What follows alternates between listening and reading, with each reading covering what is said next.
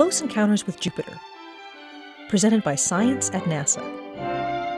413 million miles sounds like a long way. Something you can see in March might change your mind. On March 8, 2016, Earth and Jupiter will have a close encounter at only 413 million miles apart.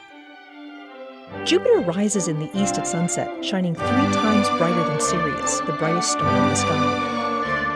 The giant planet will be up all night, soaring almost overhead at midnight, and not setting until the sky brightens with the twilight hues of sunrise on March 9th. Earth-Jupiter close encounters happen every 13 months when the Earth's orbit laps Jupiter's orbit in their race around the Sun. Astronomers call these events oppositions of Jupiter, because Jupiter and the Sun are on opposite sides of the sky. The view through a backyard telescope is excellent.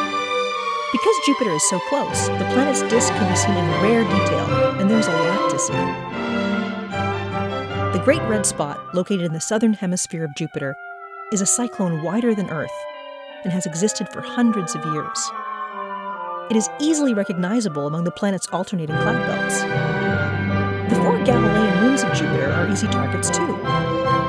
These are planet-sized worlds with active volcanoes, Io, underground oceans, Europa, vast fields of craters, Callisto, and mysterious global grooves, Ganymede. At 413 million miles, Jupiter will look marvelously close.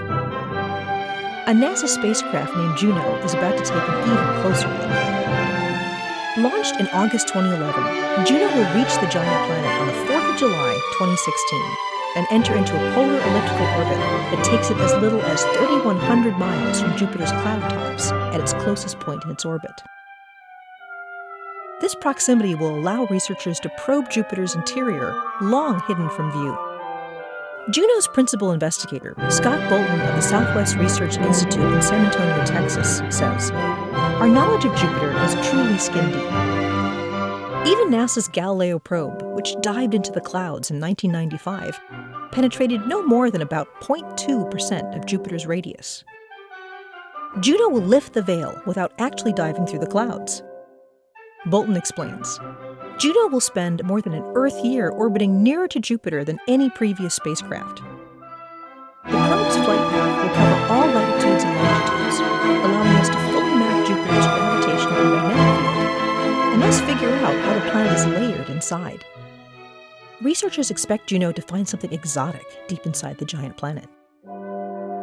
Jupiter is made primarily of hydrogen, but only the outer layers may be in gaseous form.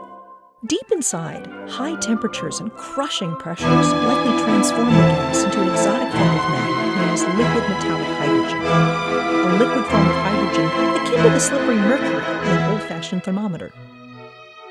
Jupiter's powerful magnetic field almost certainly springs from dynamo action inside this vast realm of electrically conducting fluid. Other instruments on board Juno will look for water in Jupiter's atmosphere and measure the temperature structure of its clouds, possibly solving mysteries related to Jupiter's formation and extreme climate. Last but not least is JunoCam, a color camera modeled after the descent camera from the Mars rover Curiosity. The overwhelming majority of JunoCam's targets will be chosen by the public, with the data being processed by them as well. Bolton says, "We want to give people an opportunity to participate with NASA.